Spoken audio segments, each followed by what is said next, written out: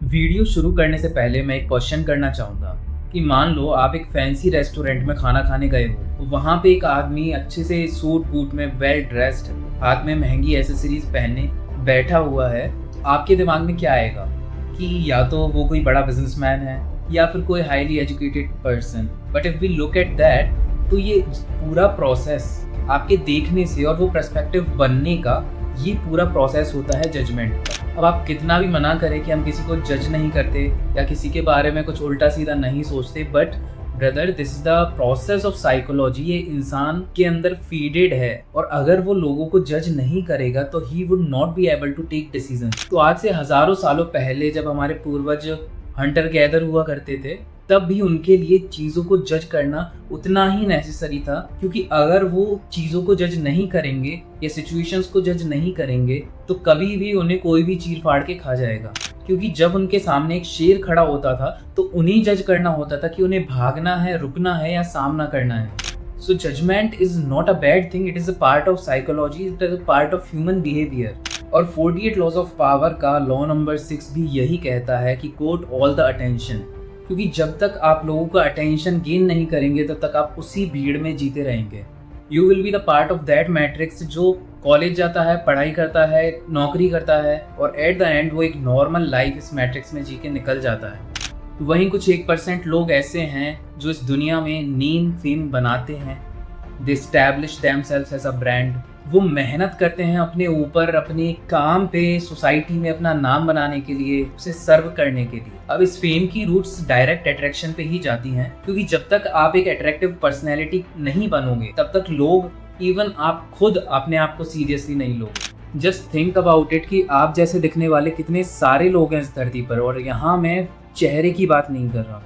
You are so common, you are so predictable, you are so known कि अगर ये आदमी आज ये काम कर रहा है तो कल ये ऐसा करेगा। You are not part of any controversy. आप आज से 5 साल पहले जैसे थे आप आज भी वैसे ही हैं। अब ये लॉ बिहेवियरल साइकोलॉजी के कुछ डार्कर साइड को प्रेजेंट करता है, जिसके अकॉर्डिंग इंसान का कॉन्ट्रोवर्सीज में रहना is the most powerful way to build fame.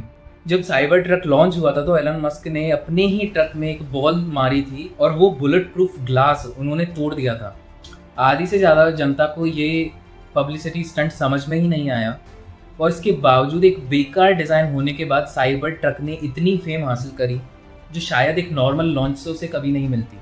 Bollywood का अगर एक एग्जांपल देखें तो रणवीर सिंह को हम सब जानते हैं। वो हमेशा से अपनी अतरंगी आउटफिट्स की वजह से कंट्रोवर्सीज में रहे हैं, और आज सोशल मीडिया पे इतने सारे सो कॉल्ड इन्फ्लुएंसर्स हैं, they are getting millions of followers just because of being in controversies. Second thing is self upgradation.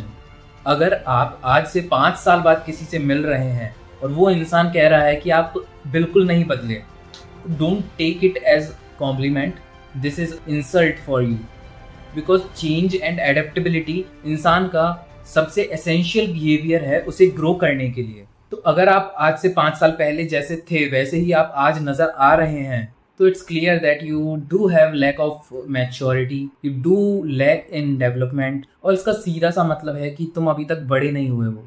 तो कीप अपग्रेडिंग योरसेल्फ। कोई नई स्किल सीखो, कोई नई लैंग्वेज सीखो, कोई नया आउटफिट ट्राई करो, बट अपना जो कंफर्ट जोन है, चाहे वो तुम्हारे कपड़ों को लेके हो, चाहे वो तुम्हारे हेयर कट को लेके हो, चाहे तुम्हारी ग्रूमिंग को लेके हो, या तुम्हारा कोई skill set, you have to upgrade it. Third thing is unpredictability, और ये एक ऐसा पॉइंट है जो इस बुक में सबसे ज़्यादा फोकस्ड है, बिकॉज आपका ये नेचर हमेशा आपको क्यूरियस और एडवेंचरस दिखाता है कि अगर हम इस इंसान के साथ एसोसिएट होते हैं तो डेफिनेटली हमारी जर्नी बहुत एडवेंचर से भरी हुई होगी। और इसमें कोई डाउट नहीं है कि लोग एडवेंचर को अवॉइड नहीं कर सकते।